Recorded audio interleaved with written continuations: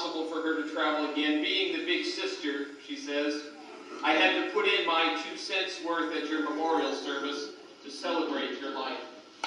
From my earliest recollection of our Brady Bunch family, I must tell the folks here how we first met. Dad Campbell asked me to babysit you and Ralph on New Year's Eve. It was quite an experience for a gullible 12-year-old.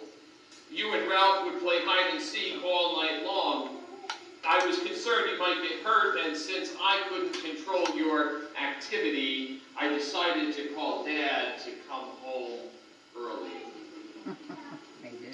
Over the years, when your mom and our dad married, being the oldest, I became the built-in sitter. As many of you know the story of the census taker, when she came to our house and I overheard Dad and her talking, and she wrote down our different last names, Palmer for me, Pama for you, Ralph, Campbell for Rob, Bonnie and Tim. She then said, I see you have many stepchildren. Dad strongly replied, they are all my children. That's how this Brady Bunch family became one loving unit, united by our dad's love for each of us. There is so much to say, but time won't permit.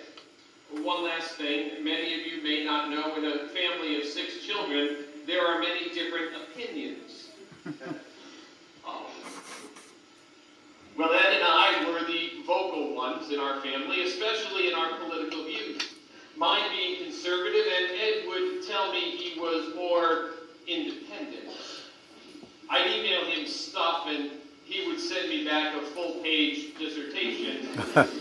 He did that to informing me how it really was. Mr. Hoffman.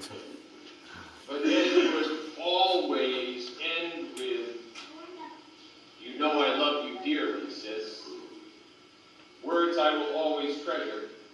As Ed would sign his emails, peace, I give you the reassurance that one day we will have a great reunion and experience God's peace, the kind Ed is experiencing now. Now, my dear brother Ed, I miss you dearly, but my hope is one day I will see you again, and always remember, I love you dearly.